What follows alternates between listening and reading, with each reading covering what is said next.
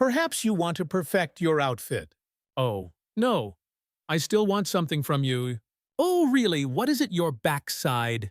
Cannonball Run is famous for its daring stunts, star-studded cast, and top-notch humor. But behind the scenes, things were even crazier. From real-life protests to chaotic beginnings and anonymous guest appearances, the film is full of surprises. Here are some little-known facts and behind-the-scenes stories that even the most avid fans might miss. Let's get started. Let's talk about number 1.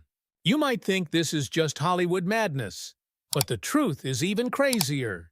Cannonball Run is not just a Hollywood comedy packed with flashy cars and high-octane stunts. It is based on a true event, an illegal, dangerous, and utterly ridiculous event.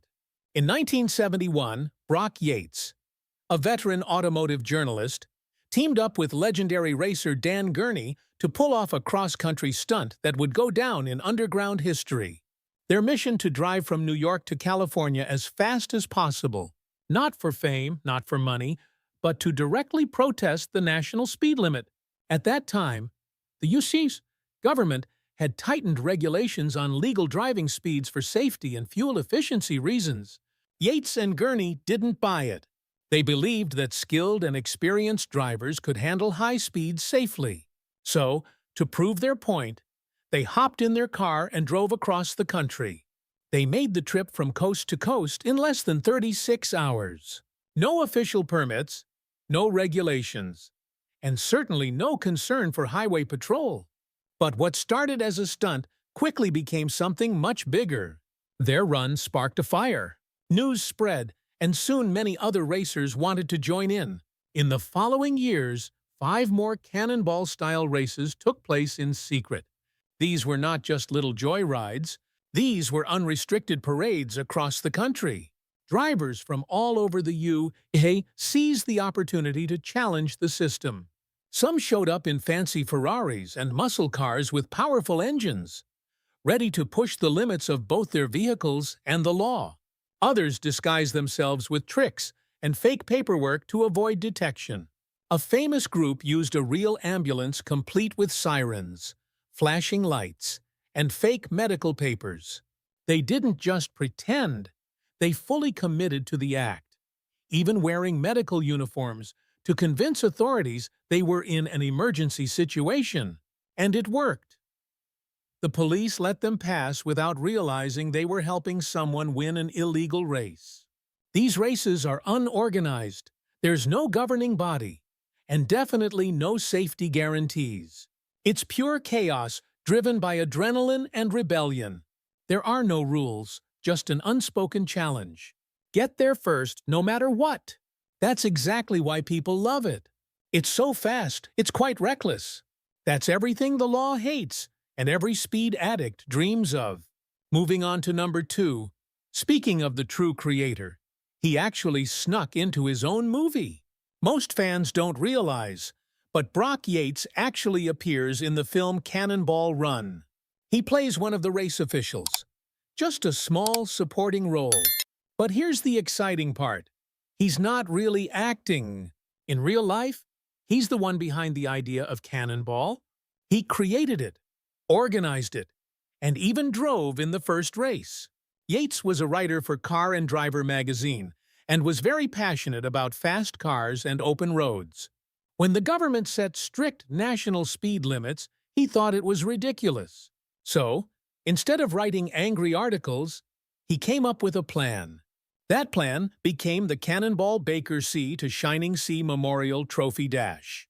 Yes, that's the full name. He wanted to prove that skilled drivers could safely handle high speeds over long distances. He didn't just write about it, he did it. And many years later, when Hollywood made a movie based on the race, Yates was on set, playing the role he took on in real life. Let's talk about number 3. That old, beat-up ambulance was not just a prop. The Dodge ambulance looked odd in Cannonball Run, but it was more than just a prop in the movie. This is exactly the vehicle that Brock Yates used in the 1979 Cannonball race. Yates and director Needham entered that race with a bold plan. They bought a real ambulance and used it to trick the police into thinking they were on an emergency call. They even hired a fake doctor and put a patient in the back. This was one of the smartest disguises in human history, and it often worked in most cases. But things didn't go smoothly near Palm Springs during the actual race. The ambulance caught fire. It got too hot under the desert sun and almost ended their run. However, the whole team kept pushing forward and made it to the finish line.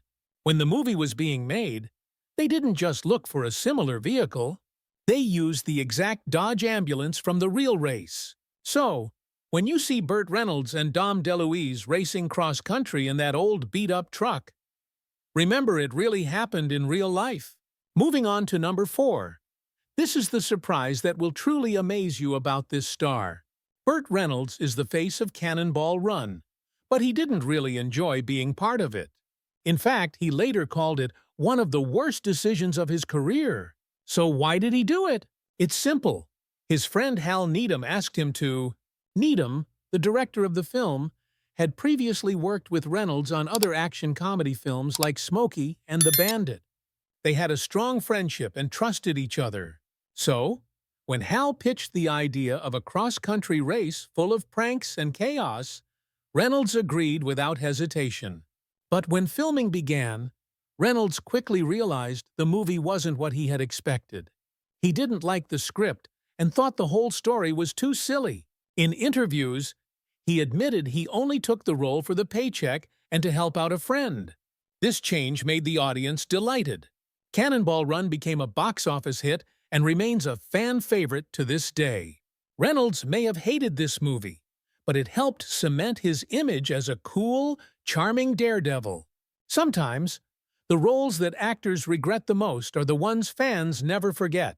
Let's take a look at number 5. The confusion didn't stop with Reynolds, eh? One actress had no idea what she was signing up for. Farrah Fawcett thought she was making a serious romantic action film. She read the script, saw the fast car racing scenes and romance, and believed it was a dramatic action movie. No one told her it seemed funny. Then things got strange. Dean Martin showed up on set, dressed as a priest. Clearly he was drunk and laughing through his lines. Sammy Davis Jr., also dressed as a priest, joking around between takes. Farrah started to wonder what kind of movie this really was. She kept talking, still thinking the tone would be serious. She didn't realize it until the movie premiered. Sitting in the theater, she was watching the completed film for the first time. The crowd was laughing, the scenes were chaotic, and the mood was nothing like she had expected. That was the moment she finally understood. It was actually a comedy. Looking back, her confusion helped her perform even better. She acted very seriously, which made the funny moments around her even more hilarious.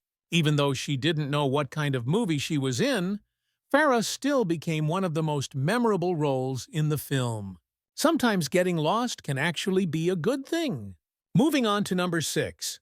Sometimes the best choices come about by chance. Sammy Davis Jr. wasn't originally expected to join Cannonball Run. The role he took was initially meant for Don Rickles, but at the last minute, Rickles dropped out. This left the team scrambling to find someone who could bring charm, humor, and energy to the role. Sammy Davis Jr. agreed to join right away, and even with little preparation time, he completely stole the show. Dressed up as a priest alongside Dean Martin, Sammy brought his own style, quick wit, and smooth delivery. He wasn't just playing a character, he was having fun with it. His chemistry with Martin was so natural and hilarious. The two worked together as if they had been a comedy duo for years. Sammy's scenes became some of the funniest moments in the film. He effortlessly navigated the chaos by telling jokes, singing along, and adding real personality to every moment. Although he wasn't the first choice, he quickly became one of the best characters in the film. Fans loved him, critics praised him, and the movie gained even more energy thanks to him. The last-minute change became a win in casting. Let's move on to number 7. The other two weren't just pretending to be comfortable. They really were. Dean Martin and Sammy Davis Jr. weren't just faking being drunken priests during the race. They were actually drunk during filming. The drinks in their hands were not props. They really were drinking on set. And it showed. Their footage was filled with laughter, slurred prayers, and spontaneous jokes that made it into the final cut. Most of their lines weren't even in the script. They improvised just about everything. Director Hal Needham witnessed what was happening and decided not to intervene. Instead of trying to control them, he let them run wild. He felt this added to the chaos and charm of the film. And he was right. Their chemistry felt very real because it truly was. Years of friendship and partying together gave them a natural rhythm. When Dean stumbled over his words or Sammy burst out laughing, the crew just kept rolling. The result was some of the funniest and most memorable scenes in the movie. It's rare for actors to be so comfortable in front of the camera while still performing well. But with Dean and Sammy, it just worked. Their real-life joy transformed into magic on screen. What seemed like a chaotic mess turned into a wonderful joke. Moving on to number 8. Playing James Bond comes with its own set of rules. Moore learned a valuable lesson. He drove fancy cars, flirted with women, and acted like a suave secret agent. A joke. He wasn't really Bond, just a wealthy guy pretending to be. It was a funny prank, and the fans loved it. But there was definitely a group that didn't find it amusing. The MGM Film Studio. At that time, Roger Moore was the official James Bond, starring in the big 007 films. Owned by MGM, they held the copyright for the Bond films and took this character very seriously. When they saw Moore poking fun at the role in a comedy, they were not pleased. They felt it made Bond look silly and harmed the image they had worked so hard to protect. A strong backlash followed. After the movie was released, MGM stepped in and made a decision. They banned all current and future actors playing Bond from doing impressions or anything that could harm the Bond brand. Moore's role in Cannonball Run changed the rules for all who followed him. Ironically, a light-hearted role considered a joke caused real trouble behind the scenes. Moore found it amusing, but the studio did not laugh, and they made sure it wouldn't happen again. Let's talk about number 9. Not every behind-the-scenes story has a happy ending. During the filming of the Cannonball Run, a stunt went horribly wrong and changed the film industry forever. Stunt actress Heidi Von Beltz drove the Aston Martin in a high-speed scene. The car had technical issues, yet the stunt went ahead. No seatbelts were properly fastened. When the car crashed into a truck, Heidi was thrown forward and broke her neck. The accident left her paralyzed for life. At just 24 years old, Heidi's career and future were ruined. The accident shocked everyone in the industry. This highlighted the little concern for safety on stunt sets at that time. Many stunt vehicles didn't even have basic safety measures. After the accident, Hollywood finally began to take safety more seriously. A major change happened quickly. Seatbelts became mandatory in all stunt vehicles. Studios also began to check safety more thoroughly and listen to warnings from stunt coordinators. Heidi's tragic accident forced the industry to better protect its artists. While Cannonball Run is considered a fun and entertaining movie, this behind-the-scenes moment left a lasting mark. Heidi's story became a turning point, and her pain led to life-changing impacts in Hollywood. Moving on to number 10. Hollywood's treatment of its future superstars is pretty poor. Jackie Chan participated in his first American film, The Cannonball Run, but it didn't go as he had hoped. He played a high-tech racer driving a Japanese car, showcasing his signature martial arts moves. But when the film was edited, many of his best action scenes were cut. What was the reason they thought it was too intense for a light-hearted comedy? Instead of allowing Jackie to shine, the film downplayed what made him special. But the worst part happened in the credits. Jackie, a proud Chinese actor, was listed as Japanese. This wasn't just a simple mistake. It shows that Hollywood back then didn't care much about representing Asian images in films. Jackie felt frustrated, but he didn't walk away. He saw it as motivation. This experience pushed him to take control of his career. He decided to break into Hollywood on his own terms, with films that allowed him to blend action and comedy in his unique way. Years later, films like Rumble in the Bronx and Rush Hour made him a global star. Cannonball Run didn't treat him well, but it gave him the necessary drive. That loss of prestige eventually became the start of something much greater. Let's dive into number 11. You'll never guess how little planning went into this film. The Cannonball Run seems like a crazy comedy, but was carefully planned. But behind the scenes, it was chaos. The script was hardly there. Scenes were often written or changed just minutes before filming. The writers would jot down new lines in the parking lot, hand them to the actors, and start shooting. Fawcett later admitted she had never seen the full script. She was given these pages and there, sometimes not even knowing what the next scene would be. This laid-back style created confusion, but also gave the film a fast-paced, unpredictable energy. Director Needham liked to work on instinct.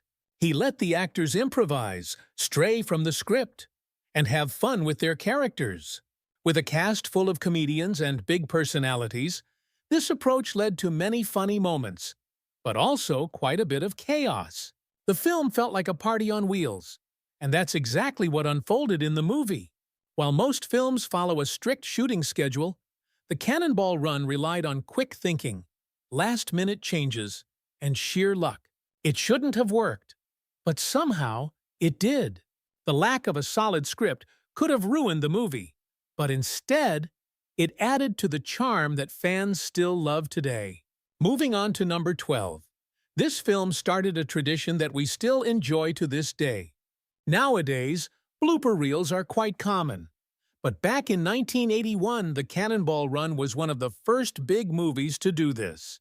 When the cast credits roll, the audience gets to see the actors flubbing their lines, laughing while filming, and joking around behind the scenes. It adds to the fun and makes the movie feel lighter. These bloopers became a surprise hit. Fans stayed through the credits just to get another laugh. Seeing Burt Reynolds, Dom DeLuise, and the rest of the cast laughing out loud made the whole movie feel like a party. It also shows how much fun the actors had while filming, even when things didn't go as planned. One person who particularly loved this idea was Jackie Chan. He had never seen bloopers like this before. Inspired by that, he started adding his own bloopers to the ends of his later films. From Police Story to Rush Hour, his end credit bloopers became just as famous as the action scenes. Now, let's move to number 13. The law-breaking doesn't stop with this story. One of the wildest stunts in Cannonball is when a Lear jet flies low and zooms just above the ground. It looks fantastic on screen, but it was completely illegal. The filmmakers did not get approval from the FAA to fly that low or film in the way they did. They just kept doing it, hoping no one would notice. But people did notice. After the film was released, the FAA opened an investigation into this stunt. Flying a jet close to the ground without permission is a serious safety risk, not just for the crew, but for anyone nearby. This footage was shot without the proper permits, and the FAA does not take this lightly. Director Needham, known for pushing all the limits, believed in shooting the stunt first and dealing with the consequences later. That attitude matched the wild style of the film, but it also brought real legal troubles. Fortunately, no one was hurt, but this stunt definitely crossed the line. This scene was kept in the final cut and added to the film's hype. But behind the thrill was a real risk and a reminder of how hard the crew worked to capture the chaos of the spirit of the Cannonball. Coming in at number 14, Chan's debut in America was even more disappointing than you'd think. When Jackie Chan appeared in Cannonball, it was seen as his big breakthrough in American cinema. But instead of celebrating, this experience left him feeling frustrated and confused. The movie distorted his identity. listing him as Japanese in the credits, even though he proudly identifies as Chinese. To many viewers, this might seem like a small mistake, but for Jackie, it was a blow to his heritage and image. He spent many years building his name in Asia, where fans love his unique mix of action and comedy. However, in Hollywood, he was just a foreign actor given a single role. Being miscredited felt like a sign that the industry didn't understand him or care about him. Instead of giving up, Jackie used that moment as motivation. He realized that if he wanted Hollywood to respect him, he had to show them what he could really do. He returned with films like Rumble in the Bronx and Rush Hour, where he could have more control and be himself. That initial identity crisis became the driving force he needed. He turned his frustration into focus. And in the end, the mistake that hurt him helped him rise even higher. Next at number 15, sometimes the stunts in movies look too real for comfort. In a fierce chase scene in Las Vegas in Cannonball Run, things got a bit too realistic. Filmmakers staged a high-speed car chase on the streets of Vegas, with screeching tires, blaring sirens, and chaos.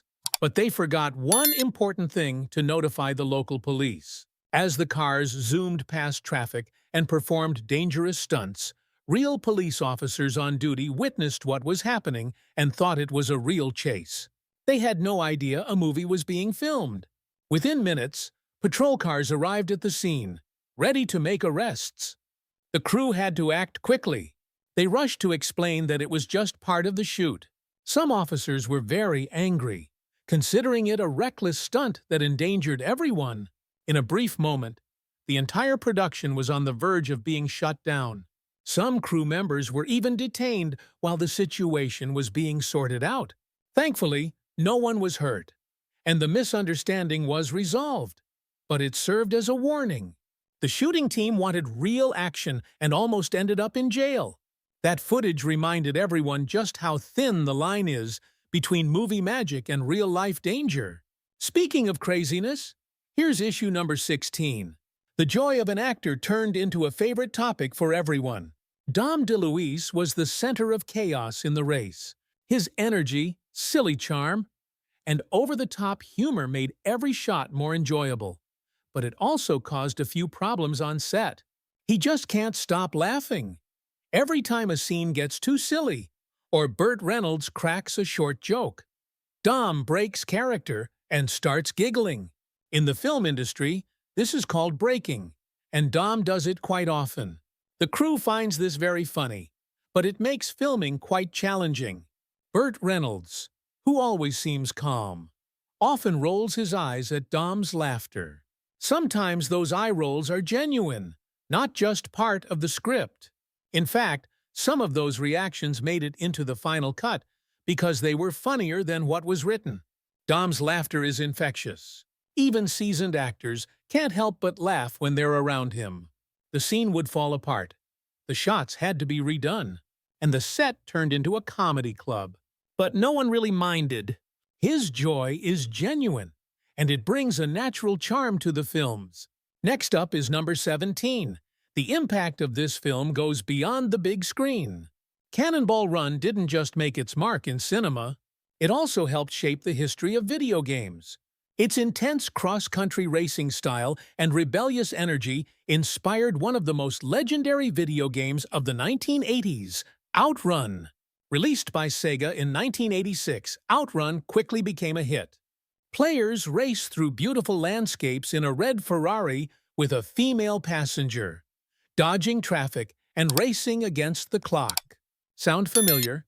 This game isn't a direct copy of the film, but its spirit is the same. Fast cars, open roads, and total freedom. So, just like Cannonball Run, this race has no strict racing rules. It's all about the thrilling feeling of driving. Game designer Yuzuki even mentioned that he wanted Outrun to feel like a road adventure, not just a race. The idea of stylishly speeding down the highway, with humor and a bit of chaos, comes straight from the mood that the Cannonball Run creates. While the movie is full of humor and stunts, The game focuses on arcade action, yet both share a love for speed and fun. Cannonball Run may not be a video game, but without it, we might never have experienced the high-speed joy of Outrun. By episode 18, even the filmmakers couldn't tell who was who. Burt Reynolds is one of the most iconic faces in Hollywood. But on the set of the Cannonball Run, even the producers were fooled by his stunt double. Roy Tatum, who had worked with Reynolds before, doubled for him in many driving and action scenes in the film. But Tatum didn't just match Reynolds in build. He looks so much like him that people can't tell them apart. In fact, Tatum also has a small role in the movie. In one scene, he plays a police officer, dressed in full uniform. When some crew members saw him walking around the set, they genuinely thought he was Burt in costume. Even the producers were confused at times. The resemblance is so strong that Tatum could walk right past the crew and extras without anyone questioning anything. But the issue isn't just about looks. Tatum has the perfect confident demeanor and walk of Reynolds. When Reynolds isn't actually there, Tatum's presence keeps the scenes going. In a film full of wild and chaotic characters, it's funny to think that one of the most convincing performances comes from someone pretending to be another person twice. Next up, we have number 19. Let's talk about acting on words. Hal Needham is not your average director. Known for being a stuntman, he believes in making films with real action and real risks. So, when it came time to shoot the cannon firing scene, he didn't just use the set vehicle, but also his personal Ferrari 308 GTS to make the film. That's right. The shiny red sports car seen speeding through the film is actually his. Needham knows what he's doing. He wants authentic driving shots and trusts his stunt team to handle it. However, letting actors and stunt performers race and slide around in a car worth a fortune is not exactly a safe choice. At one point, the Ferrari nearly got destroyed in a high-speed stunt, and everyone held their breath. But for Hal, it was worth it. He believes that the film needs real energy, not just movie tricks. The risk brought a raw, unpolished quality to the film that fans love. Most directors would never hand over their personal car for a comedy full of stunts, but Needham is not like that. His Ferrari survived long enough to make it to the end of filming. It became part of the film's legend and proved that Hal is always willing to put everything on the line. At number 20, the studio executives saw something special before anyone else did. This footage was so chaotic that the script had to be changed at the last minute, with so many unscripted laughs that many doubted it would succeed. But as the crew kept filming, the studio executives began to watch the daily footage, the raw, unedited footage from each day of shooting. What they saw was not just effective but also magical. Even though the script was quite loose and they had to improvise a lot, the chemistry among the cast was absolutely fantastic. Burt Reynolds, Dom DeLuise, Dean Martin, and Sammy Davis Jr. all had a wonderful time, and it really showed. The laughter was genuine. The action might seem wild, but it was so much fun. Every day, the daily newspapers became more powerful. The studio didn't wait for the final cut. Before filming was even finished, they greenlit Cannonball Run 2. Such early approval is quite rare in Hollywood, especially for a film that seemed unpredictable in theory. But this gamble paid off. The first film became a box office success, and the sequel was pushed into production quickly. The studio realized that sometimes letting things get a bit messy can truly create magic. Last but not least, we have number 21. Let's take a look at some surprising faces you might have missed. Cannonball Run featured a lot of famous stars, but the film also had plenty of fun with uncredited guest roles. Surprise appearances from familiar faces who popped up in just one or two scenes and were never listed in the credits. These hidden gems added to the chaos and charm of a film that already felt like one big Hollywood party. Right from the start of the movie, in a high-speed chase, Valerie Perrine made a surprise appearance. Known for her role as Miss Teschmacher, in Superman 1978 she played a state trooper but went uncredited. This was a quick shot, but her appearance gave fans a delightful wink if they were sharp-eyed enough to catch it. Another hidden face was Ken Squire, the legendary NASCAR commentator best known as the voice of the Daytona 500. He appeared briefly as a California Highway Patrol officer. His presence wasn't just for fun. It added real authenticity to a movie focused on illegal speed and reckless driving. This subtlety is something real racing fans truly appreciate. And then there's Peter Fonda. He appeared as himself, leading a motorcycle gang in a quick and surprising moment. This was a clever nod to his iconic role in Easy Rider, and added a rebellious touch that perfectly matched the film's lawless adventure spirit. These uncredited guest roles aren't the main focus of the plot, but they add plenty of excitement and surprise. Each one feels like a secret handshake with the audience, little jokes for movie fans, racing enthusiasts, and counterculture lovers. This gives the film a feeling that it's not just a comedy, it has become a holiday to honor everyone, loving speed, freedom, and a little bit of craziness. In a movie full of fast cars, silly stunts, and non-stop jokes, these brief guest appearances have become part of what gives the film its lasting charm. Cannonball Run isn't just about fast cars and laughter. It's filled with wild moments that no one could have predicted. From real accidents to off-the-wall craziness, this is a film that keeps surprising you. If that surprises you, be sure to like, subscribe, and follow for more chaotic films you've never seen before.